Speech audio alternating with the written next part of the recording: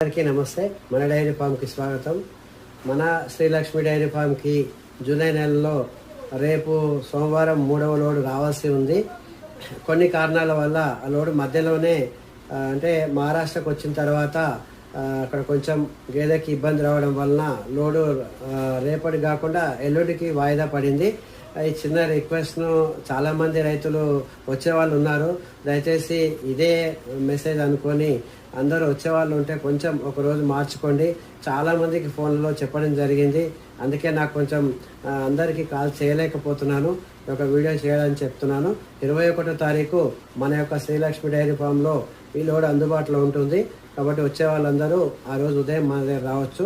ఇంకా మనకి ఈ 4-5 రోజుల నుంచి చాలామంది రైతులు కాల్స్ చేస్తున్నారు, అన్న గేదెలు చాలా కావాలి, అసలు మీరు తక్కువ తెస్తున్నారని. కానీ నా విషయం ఏంటంటే ఎంత డిమాండ్ ఉన్నా కూడా మనం క్వాలిటీ మెయింటెనెన్స్ చేయాలి కాబట్టి మంచి గేదెలు సెలెక్ట్ చేసుకొని తీసుకురావడం జరిగింది. హైదరాబాద్లో తిరిగి వచ్చిన వాళ్ళందరూ కూడా ఒకటే చెప్తున్నారు, మన డైరీ ఫామ్లో గేదెలు బాగున్నాయి, రేట్లు కూడా అసలు చాలా కంపారిజన్ చేసుకుంటే మీరు ఇచ్చే రేట్లలో అసలు ఎక్కడ గేదెలు రావట్లేదని చెప్తున్నారు. కాబట్టి ఇది నాకే మీ స్ఫూర్తితోనే ఇంకా నేను మీ గురించి ఈ వచ్చే రాబోయే 2-3 నెలల్లో కూడా గేదెల రేట్లు మెల్లమెల్లగా తగ్గొచ్చు. లాస్ట్ మంత్ కొంచెం తగ్గినట్లే తగ్గి మన యొక్క రైతుల యొక్క డిమాండ్ కానివ్వండి, ఈ యొక్క అక్కడికి గుజరాత్ వెళ్ళి గేదెలను ఇప్పించే వాళ్ళ వల్ల అక్కడ గుజరాత్లో కూడా ప్రైజెస్ కొంచెం పెరిగినాయి. అటు పెరగకుండా ఇటు తగ్గకుండా ఆగిపోవడం జరిగింది.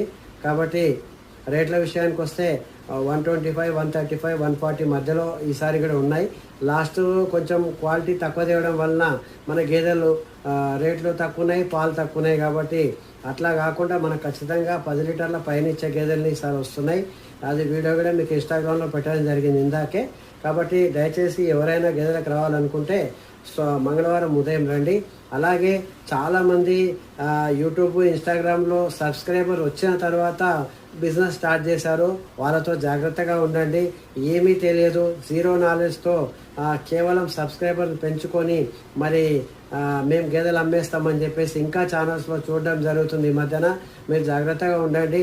అనుభవం లేని వారి దగ్గర కొనుక్కున్న, అనుభవం లేని వారి మాటలు విన్నా ఈ డైరీ ఫామ్లో నిలబడడం అనేది అంత ఈజీ అయిన పని కాదు.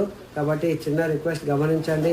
16 సంవత్సరాలు మనం బిజినెస్ చేసిన తర్వాత ఈ డైరీ ఫామ్ ఫీల్డ్లో బిజినెస్కి వచ్చినాం. మనం డైరీ ఫామ్ నడిపిన తర్వాత కేవలం మిడిమిడి జ్ఞానంతో బిజినెస్లోకి వస్తే అక్కడ రైతుకు న్యాయం చేయలేము, ఇటు వ్యాపారులకు కూడా న్యాయం జరగదు. కాబట్టి దయచేసి ఆలోచించి ఫీల్డ్లోకి రండి.